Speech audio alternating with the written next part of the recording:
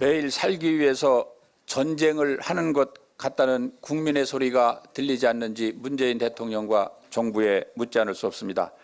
문재인 정부 2년간 경제 성장을 보면은 처참한 낙제점입니다. 경제 활성화를 위해서 마중물이라며 천문학적 세금을 퍼부었지만은 경기가 나아지기는커녕 나락으로 떨어지고 있습니다.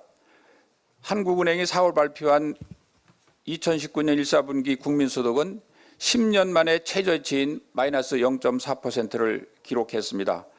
또 정부 여당이 한국 경제의 펀더멘탈이 튼튼하다고 내세웠던 경상수지마저 적자로 돌아섰습니다. 7년 만에 적자 전환이 된 것입니다. 또 이 적자 전환은 2012년 4월 이후에 7년 만에 적자이고 83개월 만에 적자인 것입니다. 해외 의존도가 높은 우리 한국 경제에 있어서는 경상수지 흑자가 매우 중요한 수치인 것입니다. 경상수지 적자 7년 만에 적자로 돌아선 데는 수출이 마이너스가 굉장히 영향이 컸습니다. 반도체 단가 하락 등 여러 가지 영향이 있습니다만 반도체 단가 하락은 단기간 내에 회복이 어려워서 우리 경제를 더욱 어둡게 하고 있습니다. 실물 경제 지표를 보면은 설비 투자가 마이너스 9.1%, 41분기 만에 최저인 것입니다. 수출도 5분기 연속 마이너스, 그리고 5분기 만에 최저 마이너스 0.32%를 기록하고 있습니다. 수입도 30분기 만에 최저입니다. 수입이 준다는 것은 우리 성장 잠재력 확충에 문제가 된다는 뜻입니다.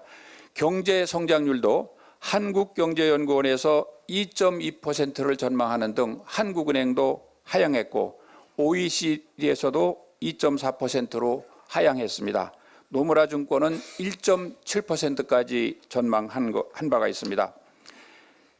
정부 경제정책을 예측 못한 부작용이 생기면은 정책을 보완하고 수정하는 것이 원칙인 것입니다. 그러나 정부는 국민 대다수가 경제 위기라고 하는데 경제에 대한 판단조차 제대로 못하고 있습니다.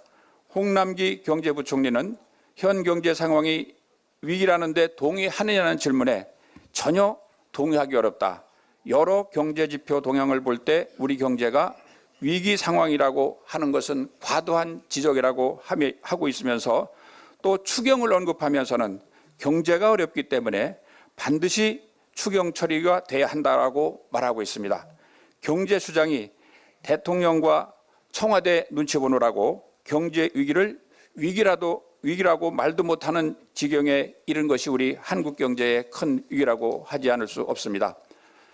문재인 대통령의 우리 경제는 성공으로 나가고 있다는 식의 낙관으로는 경제 위기를 극복할 수 없습니다.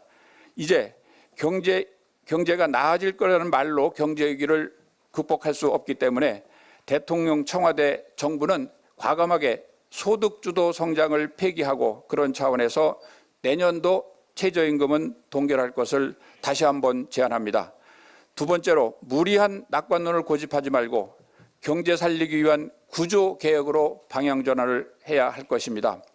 소득주도 성장 부작용을 인정하고 경제의 고질병으로 지적되는 낮은 노동 생산성을 개선하기 위해서 노동개혁과 규제개혁을 통해서 경제에 살리는 데 앞장설 것을, 그리고 과감한 정책 전환할 것을 정부에 강력히 촉구합니다.